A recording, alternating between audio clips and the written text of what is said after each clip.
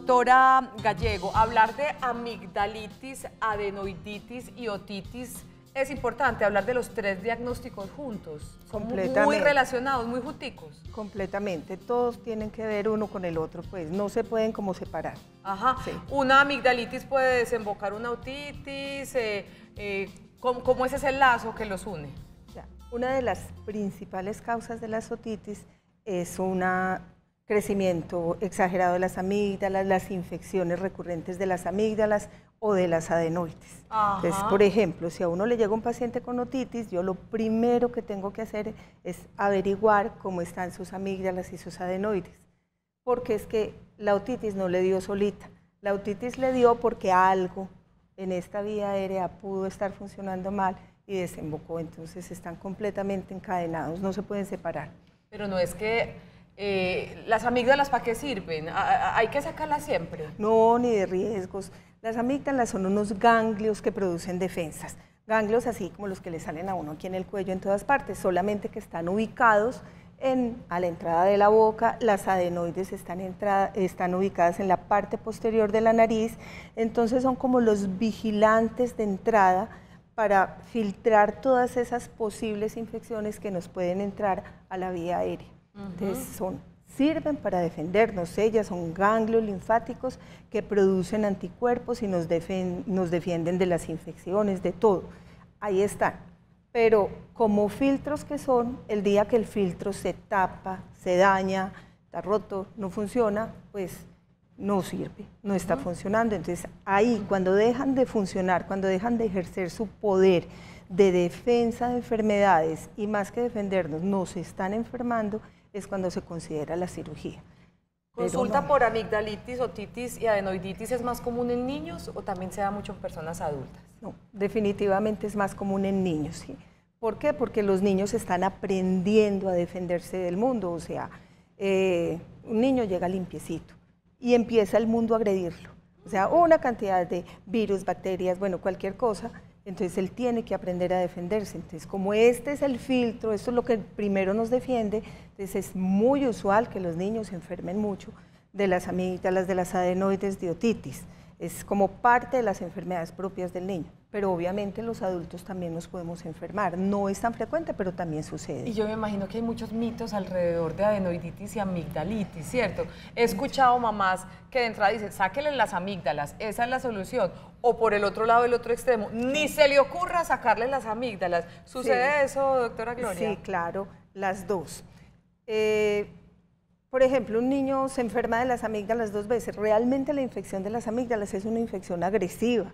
O sea, uno no se enferma poquito de las amígdalas. Cuando uno se enferma de las amígdalas, eso es como un malestar general, le duele todo el cuerpo, pues eso se define, digamos, técnicamente, polimialgias, poliartralgias. Quiere decir, a uno le duele todo, ¿sí? Es un malestar general. Entonces, cuando eso le da 1, 2, 3 veces, muchas veces la mamá desesperada dice, ay no, sáqueselas para que no se vuelva a enfermar.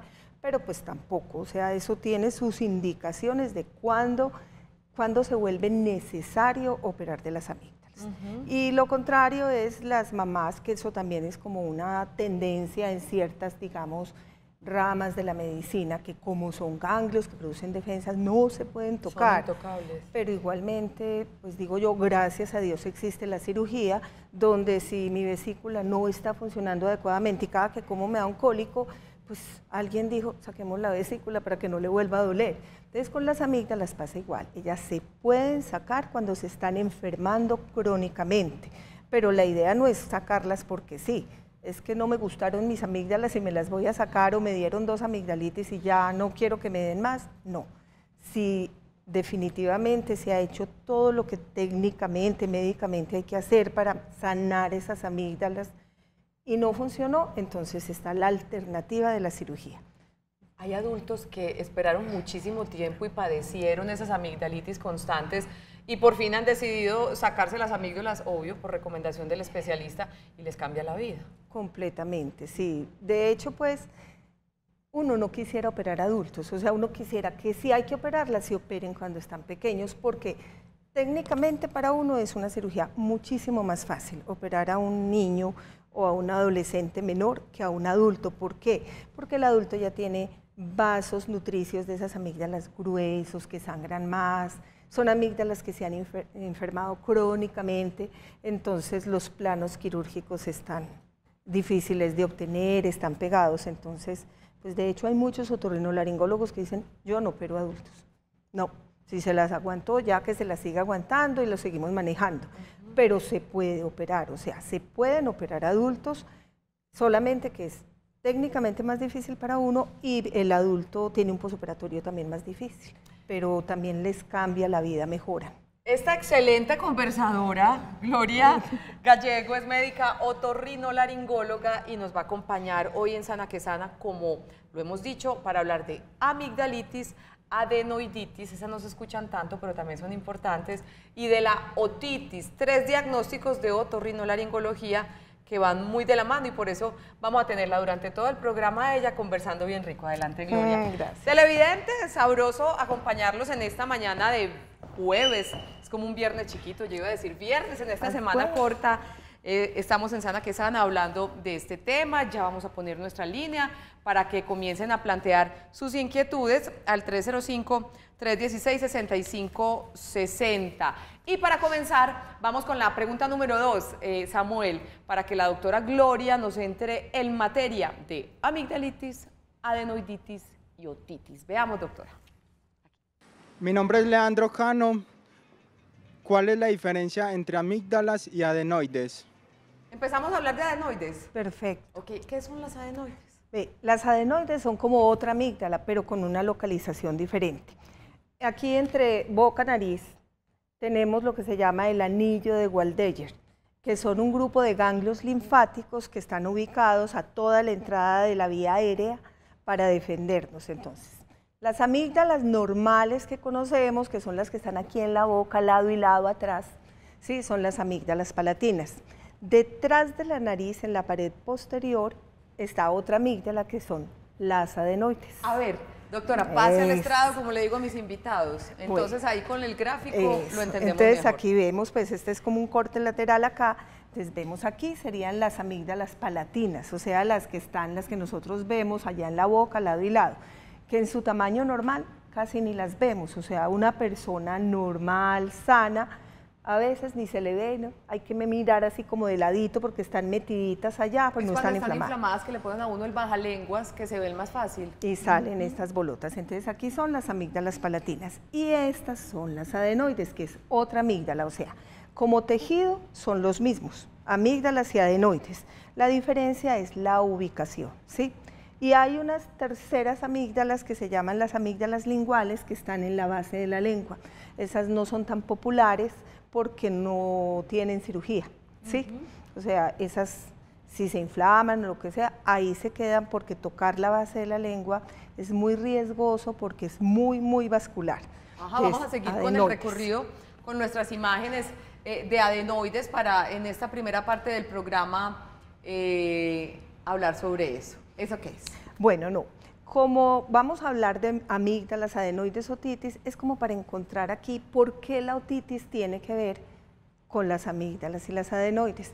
El oído, pues normalmente, oído externo, que es el pabellón auricular, el conducto auditivo, oído medio, que es donde están la cadena osicular, o sea, los huesitos que nos transmiten el sonido, ¿sí? El límite es el tímpano, la membrana timpánica, el oído medio donde se transmite el sonido, y ya pues ese sonido va al caracol, al oído interno. Pero aquí en el oído medio hay un conducto muy estrechito que se llama trompa de Eustaquio. La trompa de Eustaquio es un canalcito muy delgadito, tan delgadito que en un adulto grande, pues 70 kilos, tiene un diámetro de 3.5 milímetros máximo. Entonces, y está cubierto de mucosa respiratoria. La mucosa respiratoria se edematiza con cualquier cosa, MSRL se inflama. Ok. ¿Sí?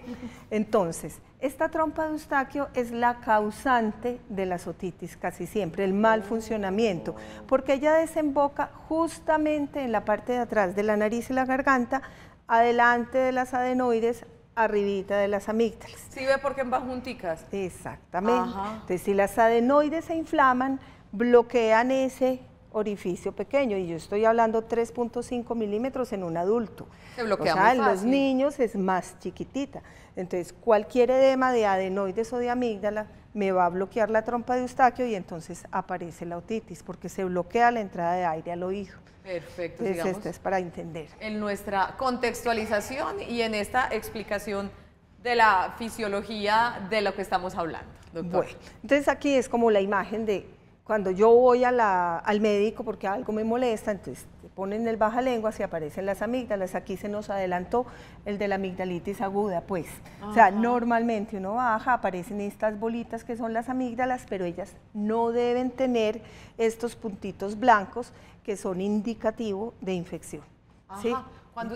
Esos punticos blancos que uno ve de las amígdalas, ¿eso es pus? A veces, o sea, de pronto más adelante vamos a encontrar alguna imagen que nos diferencia de si es pus o hay una cosa que se llaman gránulos de calcio. Yo digo que son como pequeñas espinillas que salen en las amígdalas. Las amígdalas en su configuración tienen pequeñas criptas y en esas criptas se deposita material pues, que va de desecho de las amígdalas, de la mucosa que la recubre, va saliendo comida, infección, y entonces se forman unos granitos amarillos malucos que huelen horrible, que son los gránulos de calcio. Pero esos gránulos de calcio, por ejemplo, no son indicativos de amigdalitis aguda, son indicativos de que esas amígdalas se han enfermado crónicamente, se abrieron unos huecos muy grandes que se nos están llenando. Entonces, calcio, esos granitos que a veces la gente se ve, tengo un granito amarillo, pero yo no tengo fiebre, no tengo malestar, entonces nos habla de que es una persona que en algún momento de su vida se estuvo enfermando de las amígdalas. Para dejarla descansar un ratico en esta otra imagen que vemos, doctora. Esta es más o menos la misma que vimos, pues la entrada, la relación, la lengua, las amígdalas. Aquí, esto básicamente es en esta zonita donde está la trompa de Eustaquio, donde desemboca la trompa de Eustaquio, ¿sí? Y su relación con las amígdalas que están aquí, con las adenoides que vienen acá. ¿sí? Perfecto. Tome asiento, doctora. Muy bien. Las adenoides, ¿qué las pueden alterar? ¿Qué es lo que puede enfermar a esas adenoides? Pues cualquier cosa que no sea buena para la nariz, o sea, yo respiro y en este ambiente hay una cantidad de virus, adenovirus, cualquier cosa, ¡pum! Como ella es un ganglio de defensa, inmediatamente se empieza a crecer para defenderme. Entonces resulta que los niños, por ejemplo, respiran todo el santo día el adenovirus, el rotavirus, el que sea, entonces estas adenoides suelen crecerse mucho en los niños. Por ejemplo, una característica, las adenoides son grandes en los niños, en los adultos ya prácticamente no existen. A partir de los 6 años de edad las adenoides tienden a atrofiarse. O sea, es como que si él tuviera uno su programa, ya aprendí. O sea, ya lo defendí de todo lo que lo tenía que defender, ya me voy a empezar a involucionar, entonces se hacen más pequeñitas. Entonces, cualquier proceso viral, cualquier proceso infeccioso que entre por nariz, me puede generar una hipertrofia de adenoides. Pero no a todos los niños se les presentan inconvenientes con las adenoides. No, realmente, todos los niños tienen las adenoides grandes. El problema es si esas adenoides grandes obstruyen la vía aérea para respirar o me generan infecciones, ¿sí? Entonces, cuando me está generando infecciones que son como gripa sin gripa, ¿sí? Entonces, que está con malestar, con moqueadera, con tal cosa, no está muy febril o está febril pero no tiene gripa, o cuando es el niño aparentemente sano, pero que dice la mamá, pero mantiene con la nariz tapada. Sí, él no tiene gripa, pero tiene la nariz tapada, no puede respirar, porque las adenoides se crecieron tratando de defenderlo y se quedaron grandes, y entonces como está detrás de la nariz, obstruye. ¿Se inflaman más las adenoides o las amígdalas? Yo diría que parejo. Ajá. Que ¿O al mismo tiempo? No necesariamente, pues. O sea, en los niños menores de 6 años uno puede ver unas adenoiditis, por ejemplo, o una hipertrofia de adenoides solita, aislada, ¿sí? Con amígdalas normales. No es lo más frecuente, pero se puede ver. Los adultos, como ya no tienen adenoides, en los adultos miramos solamente amígdalas porque sus adenoides son atróficas, digamos, aunque eso no quiere decir que un adulto no las tenga. O sea, si hubo un niño que creció toda su infancia con adenoides grandes y nunca le hicieron nada, seguramente llega a adulto joven, 14 años, y tiene adenoides grandes. No es lo usual, pero puede suceder. Puede suceder. Un niño alérgico o con sinusitis tiene más riesgo de sufrir de adenoiditis y amigdalitis Sí. y otitis. Los niños alérgicos están predispuestos a todo este tipo de enfermedades porque ser alérgico es como tener un organismo que tiene una reactividad exagerada ante lo que no le pertenece, o sea, ante todo lo que es extraño a él. Entonces el alérgico reacciona de manera fuerte ante cualquier estímulo ajeno. Sí. Y estímulos ajenos hay muchos. Por ¿sí? Dios, por todas Entonces, partes. y como amígdalas y adenoides son los centinelas que me defienden, entonces el niño alérgico mantiene amígdalas y adenoides como en alerta y tienden a tener amígdalas y adenoides más grandes. La relación de las adenoides con la sinusitis es porque el drenaje de los senos paranasales, ¿sí?, se puede obstruir con las adenoides grandes. Uno. Segundo, está el concepto del biofilm. Si las adenoides tienen bacterias allá, in situ, o sea, ahí se están cultivando una población bacteriana, a raíz de esa población bacteriana puedo estar generando infección en senos paranasales o en trompa de Eustaquio. Entonces es una indicación, por ejemplo, un niño que sufre de sinusitis, uno dice, mejor quitémosle las adenoides, que es probable que me estén obstruyendo drenaje o generando contaminación secundaria de nariz y de oídos. Antes de empezar a responder inquietudes que nos están escribiendo nuestros televidentes, 2 preguntas típicas de mamá. ¿El sereno hace daño para este tipo de diagnósticos? Y las bebidas frías, porque es que le digo que me ha tocado pediatras que piensan lo uno o lo otro. Unas que dicen no hay problema con las paletas, incluso lo refresca, líquidos fríos, qué sé yo. Y hay otras que dicen nada, todo al clima. ¿Qué decimos de del famoso sereno y de lo frío para este tipo de itis? Sí, esas son como 2 tendencias en la medicina. Vea, yo como mamá creo en el sereno. O sea, ¿crees que hace daño? Sí, claro, un niño que se enfría, ¿sí? No se me serene en mí. Exacto, es que el sereno y el chiflón, exacto, ¿sí?, nos enfrían súbitamente. O sea, yo estoy tranquilo en la vida y me entra un chorro de aire frío, la nariz tiene la función de calentar ese aire rápidamente. Entonces, una manera de hacerlo es, se dematiza y produce moco. Entonces, si yo me expongo al aire frío con mucha frecuencia y al aire frío súbito, porque es distinto quien vive siempre en tierra fría, él ya se ha adaptado a ese sistema. Pero si yo estoy aquí muy tranquila y me entra el sereno y el chiflón, ¿sí?, entonces el aire frío, mi nariz, la mucosa respiratoria inmediatamente se dematiza, se inflama, produzco mucho moco como sistema fisiológico válido para calentar el aire que va a entrar a mis pulmones. Entiendo. Entonces, ¿qué quiere decir? Mantengo mocosa y mantengo con la nariz tapada. Entonces, el sereno sí los pone mocositos. Ojo pues con el sereno. ¿Y sí, los líquidos fríos? Para ese tipo de diagnósticos. Es lo mismo. O sea, el líquido frío enfría toda esta vía aérea. Entonces, el sistema fisiológico normal de respuesta es, necesito calentar. ¿Sí? Calentar es, me dematizo, produzco moco. Entonces uno muchas veces a los niños que mantienen a toda hora muy mocosos no le dé cosas muy frías, procure que no se exponga pues al aire frío. Perfecto. Entonces, pero pues obviamente hay quienes dicen, no, eso no es problema. Yo digo, por ejemplo, si yo vivo en Bogotá y estoy acostumbrada al frío de Bogotá, puede que para mí no sea tan traumático. Pero yo vivo en la costa y me voy para Bogotá, llórela. Claro, o si me enfrío súbitamente, es como el cambio de temperatura rápido lo drástico que activa inmediatamente el edema de nariz. Perfecto, doctora, los cambios abruptos, entonces hay que tener en cuenta, no es mentira ese temor que nos inculcaron las abuelas con el famoso sereno para este tipo de diagnósticos de nuestra vía respiratoria. Exactamente. Muy bien, seguimos en Sana que Sana. Hoy estamos hablando de otitis, amigdalitis y adenoiditis. Vamos a empezar a responder sus preguntas, veamos. Bendecido día para ti también. Si a una persona en la niñez le ordenan cirugía de adenoides y tubos de ventilación, para que me explique, doctora, y no se le hace, puede sufrir de vértigo. Acuérdese que el vértigo también está muy relacionado con el oído. ¿Qué es eso de tubos de ventilación? Y la cirugía de adenoides es sacar las adenoides. Adelante, doctora. Entonces la pregunta es si eso tiene relación con el vértigo. O sea, puede sufrir de vértigo, sí, pero no necesariamente. O sea, Si a una persona, a un niño, le ordenamos cirugía de adenoides y tubos de ventilación, quiere decir que es un niño que está haciendo otitis a repetición y durante el examen físico encontramos que tiene las adenoides muy grandes, ¿sí?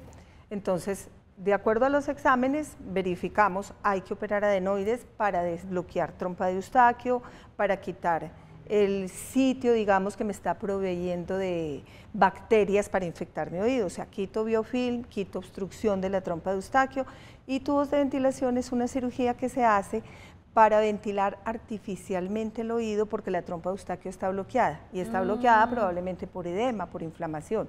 Pues, como es tan pequeñito ese orificio, se bloquea muy fácilmente, entonces si está bloqueado porque está a toda hora edematizado. Me di cuenta que tenía adenoides grandes, hay que quitarlas, le pongo tubos. Si no se solucionó eso en la infancia, es muy probable que el oído tenga, digamos, secuelas de retracción de la membrana timpánica, de aumento de la presión al interior del oído, y eso a futuro puede generar vértigo. ¿Sí? O sea que... Puede ser, o sea, pero no, la gran mayoría de los vértigos no se dan por eso, pero eso puede generar vértigo. Ahí está la respuesta. Las famosas paperas.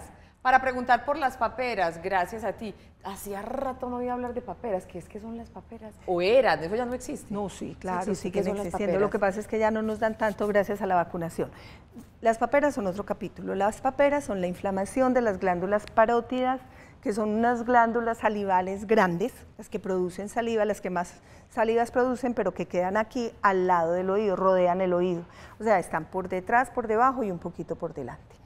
Si yo me enfermo de paperas, se inflamó acá, pero si yo me enfermo de las amígdalas, los ganglios del cuello también se inflaman.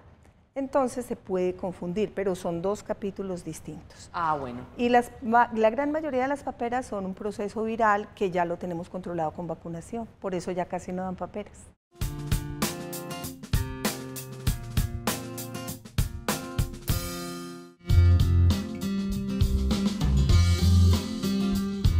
Continuamos en Sana que Sana. Hoy en esta semana cortica de labores saludables estamos hablando de amigdalitis, adenoiditis y otitis. Las amígdalas son unas glándulas ubicadas debajo del paladar y la infección de estas, la amigdalitis, es un diagnóstico muy frecuente en los niños que produce dolor de garganta y fiebre.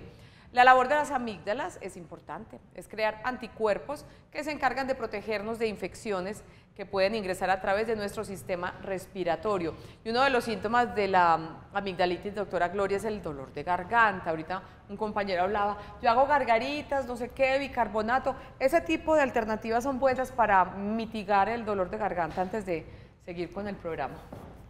Sí, eso es válido. O sea, con las gárgaras, ¿qué se pretende? Cambiar un poquito el pH de la boca, porque cuando el pH se altera, se aumentan las infecciones, se aumenta el precipitarse de los contenidos que hay en la boca sobre las amígdalas. Entonces las gárgaras eventualmente lo que pretenden es cambiar el pH de la boca, y las gárgaras, por ejemplo, con estos productos antisépticos es como quitar un poquito la carga bacteriana de la boca. Pero no es que los curen. No, o sea, mejoran, pero en sí como tratamiento de erradicación de una infección de amigdalitis, no. Perfecto. Mejora. Bueno, vamos entonces a dedicarle un ratico a los televidentes y sus preguntas. Muy buenos días. ¿Tiene algo que ver las hemorragias nasales con el tema que hoy estamos tratando? Doña Alba Loaiza, un abrazo para usted. Realmente no.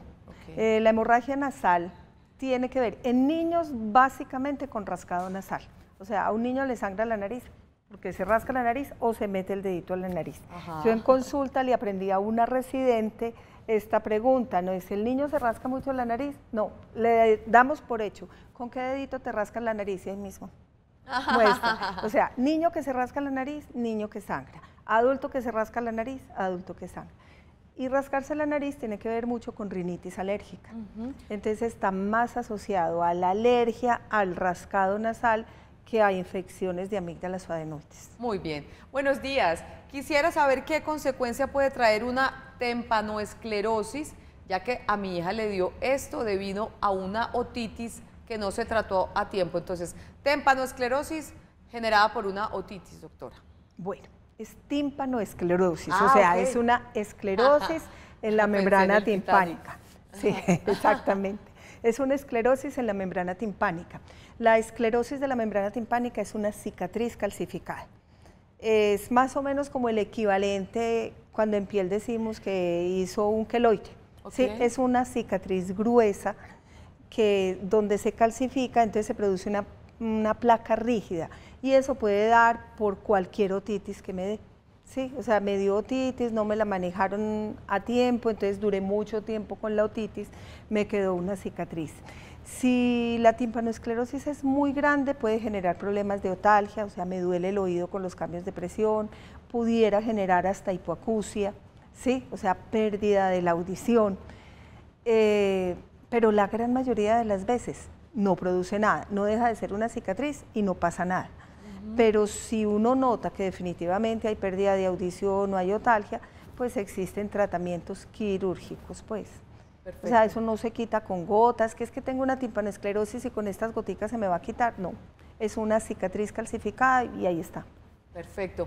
Muy buenos días. A mi niña la operaron de adenoides y amígdalas hace 2 años, ya tiene 9 años, la operaron entonces a los 7 años, sigue con alergia en la nariz, se rasca hasta pelarse. ¿Esto se quita con el tiempo o es de por vida? Las alergias están definidas como enfermedades para toda la vida.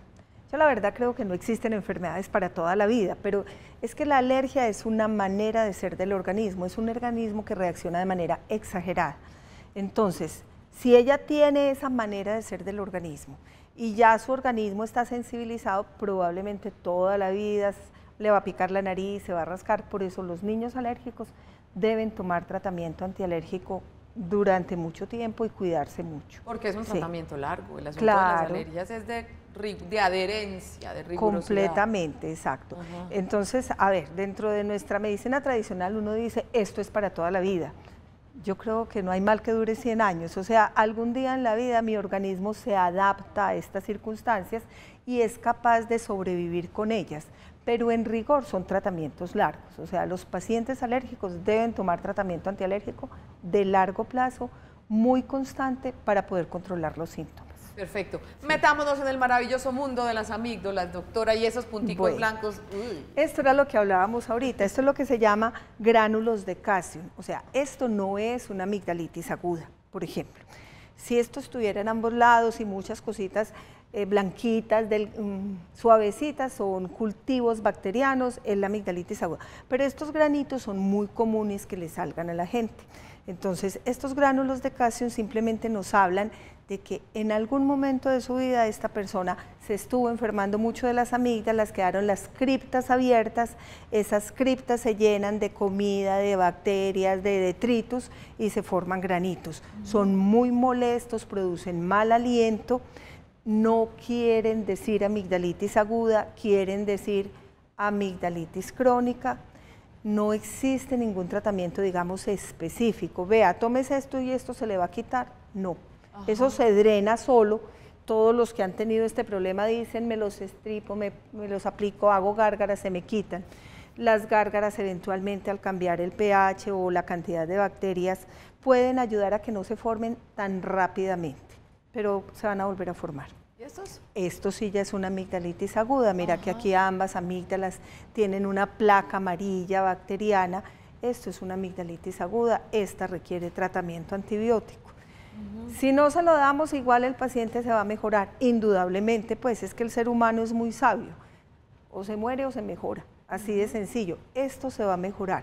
Pero si yo no doy un tratamiento antibiótico adecuado, probablemente me va a volver a repetir, me va a volver a repetir. Perfecto. Ay, Dios mío, admiro el trabajo de ustedes. Este está muy mal, este paciente está pero llevado. Hay veces estaba más malo el anterior. El anterior sí, estaba en un episodio. Engañan. Estaba en un episodio agudo. Este, por ejemplo, es un paciente con amígdalas muy grandes, hipertróficas. Probablemente se ha enfermado en alguna época de su vida, pero en este momento no está enfermo aparentemente. Pero estas amígdalas tan grandes no lo van a dejar respirar y va a ser un roncador. Ajá. Entonces, por ejemplo, estas amígdalas de este tamaño que nosotros llamamos grado 4 son quirúrgicas, ¿sí? Hay que operarlas porque si no ese paciente nunca va a poder respirar bien, ni dormir bien, y va a roncar parejo. O sea que las amígdalas se deben sacar no solamente con criterios de la amigdalitis como tal de infección, sino que también pueden producir asuntos como el ronquido. Respiratorios, exacto. O sea, las dos, digamos, causas son procesos infecciosos crónicos, ¿sí? O obstrucción de la vía aérea. Y entonces esas grado 4 son de obstrucción de la vía aérea. Perfecto. Aquí que estamos viendo, este es como un absceso periamigdalino. Realmente esta imagen no es muy clara para el público en general. A veces la amígdala se inflama y la inflamación se sale de la amígdala y se pasa al paladar. Entonces, mira, abomba el paladar y cierra. Este sería como el estado normal de un paladar, ¿cierto? Que uno ve la campanita y este arquito. Y aquí, pum, este arco se nos borró porque aquí hay colección de pus. Por ejemplo, esto es una complicación de las amigdalitis que amerita posteriormente amigdalectomía. O sea, cirugía. Cirugía. Sacarle las amígdalas. Sí. Doctora, tome asiento nuevamente. ¿Cuándo definitivamente hay que sacar las amígdalas y cuándo no, así pongan problema? A ver, las indicaciones de amigdalectomía básicamente son amigdalitis a repetición, más de 4 amigdalitis al año. Estamos hablando de 5 amigdalitis al año que hayan sido tratadas adecuadamente con antibiótico y aún así el paciente se sigue enfermando, consideramos que ya es un filtro que se dañó, entonces es una indicación. Cuando obstruyen la vía aérea, o sea, cuando es un paciente que aunque nunca en la vida se haya enfermado de las amígdalas, ronca, duerme con la boca abierta y demostramos que es por esas amígdalas grandes, es un paciente que requiere cirugía. Esas son como las indicaciones globales. Hay otras, por ejemplo, los abscesos periamigdalinos. Uno sabe que ese paciente se mejora hoy. Próxima amigdalitis que le dé, muy probablemente le vuelve a dar el absceso y es un riesgo muy grande. Perfecto. Doctora, muchas preguntas para usted. Mi pregunta es, tengo un dolor en la articulación junto al oído, junto aquí. Me hicieron rayos X, pero no se ve nada, tampoco es otitis, pero al masticar me duele el oído. ¿Será mejor consultar un otorrino? Pienso que es el empezose. O sea, es muy probable que el problema sea de la articulación temporomandibular. Esa articulación, aquí está la cabeza, aquí está la mandíbula y aquí en este pedacito está el oído. Entonces uno normalmente la refiere como dolor de oído, pero no es el oído el que está enfermo, es la articulación. Entonces, consultar al otorrino para descartar problemas de oído o de garganta que se irradien al oído. Si no es por ese lado, ya pasa con el maxilofacial para el manejo de la articulación. Perfecto. Otra pregunta, doctora. Tengo una nieta de 5 años, sufre de muchas alergias, se le tapa mucho la nariz en la noche. Lo que me preocupa es que tiene mal aliento y no es falta de higiene, ya la vio el odontólogo y está bien. ¿Será que eso tiene que ver con la alergia? ¿Qué me aconseja? Y me parece muy chévere que toque ese tema porque uno siempre asocia mal aliento con desaseo oral y hay muchos asuntos fisiológicos, entre estos los que estamos hablando hoy, que producen mal aliento, doctora. Por ejemplo, en este caso específico, el mal aliento se puede dar por la simple respiración oral. O sea, las personas que duermen con la boca abierta habitualmente generan mal aliento porque están respirando por donde no deben respirar, ¿sí? Uno debe respirar por la nariz. Cuando yo respiro por la boca, mi boca se contamina con todos esos irritantes y en la lengua, en la base de la lengua se generan como, no digamos infecciones, sino contaminación y eso produce mal aliento. Entonces los respiradores orales habitualmente tienen mal aliento. Entonces la respuesta para ella, ¿qué Hay sería? que controlar la alergia para que la niña respire bien y desaparezca el mal aliento. Perfecto. ¿Qué le decimos a las madres, a los abuelos que pueden decir, pero a ver, si las amígdalas y las adenoides son ganglios para nuestra defensa, entonces si se lo sacan a mi nieto o a mi hija, entonces ¿con qué se va a defender? Gracias a Dios tenemos como Muchos 200 más. ganglios. ¿Cuántos tenemos, doctora? 200 ganglios, Por eso me lo donde escuché en un uno menos congreso. piensa, tiene ganglios, ¿cierto? Incluso por acá, por un montón por de todas partes. partes. Y no, por ejemplo, en vía aérea y en tracto digestivo están lo que se llaman las placas de Peyer, que son ganglios igualitos a las amígdalas, pero que están en todo el sistema digestivo. Entonces, tenemos muchos ganglios de las mismas características de las amígdalas. O sea, que tienen la misma función, producen anticuerpos, marcan antígenos para decir, esto que entró aquí no me gusta, produzca anticuerpos el día que se le aparezca, ¿sí? Entonces, tenemos muchos. Yo les digo a los pacientes, tenemos más o menos 200, quitamos 2, quedan 198, nos defendemos. Pero no por ese argumento se le va a sacar las amígdalas a todo el mundo.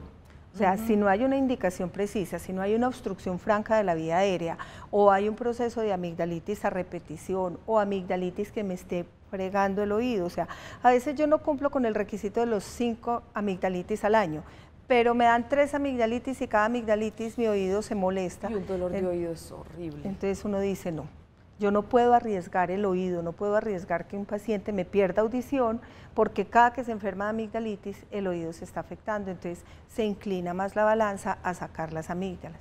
Convulsiones febriles también.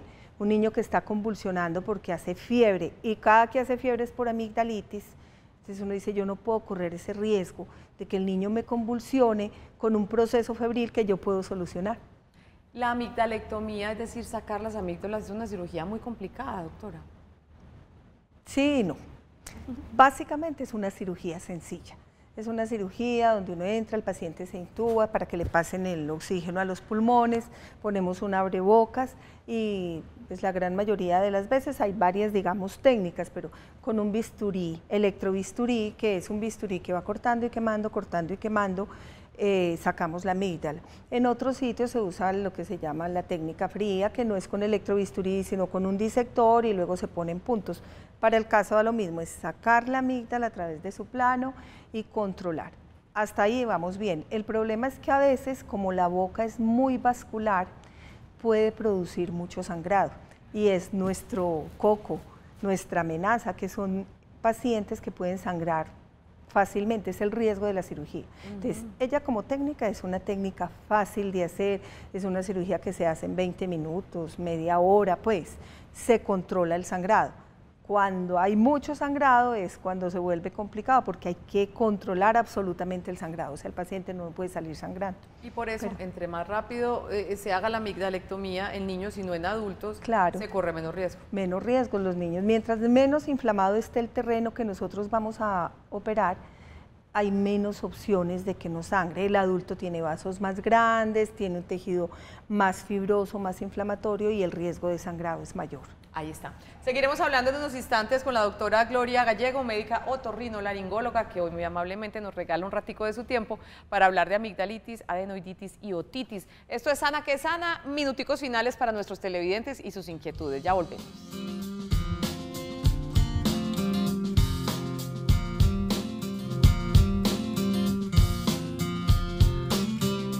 Aprendiendo juntos en Sana que Sana sobre la amigdalitis, la otitis y la adenoiditis. Síntomas de la otitis, que es el último tema de hoy. Taponamiento auricular, escucharse a sí mismo, pérdida auditiva, dolor de oído, desequilibrio. ¿Qué puede producir una otitis, doctora Gloria? Pues básicamente una otitis se produce porque se infecta el oído medio, digamos, a eso llamamos. Hay otitis externa, otitis media, pero lo que comúnmente decimos tengo una otitis es una infección del oído medio. Ahí está. Entonces, vea, aquí está. El oído pues básicamente se divide en 3 partes, oído externo, pabellón auricular, conducto auditivo, membrana timpánica, que es la división, pero funcionalmente hace parte del oído medio.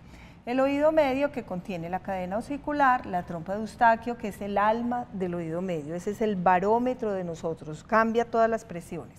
Y las celdillas mastoideas, que es el hueso donde está contenido, que reserva, nos llena muchas burbujitas de aire para poder sostener esta aireación y que se mueva. Y el oído interno, que es el caracol, el laberinto, que es el que se encarga del equilibrio, ¿sí?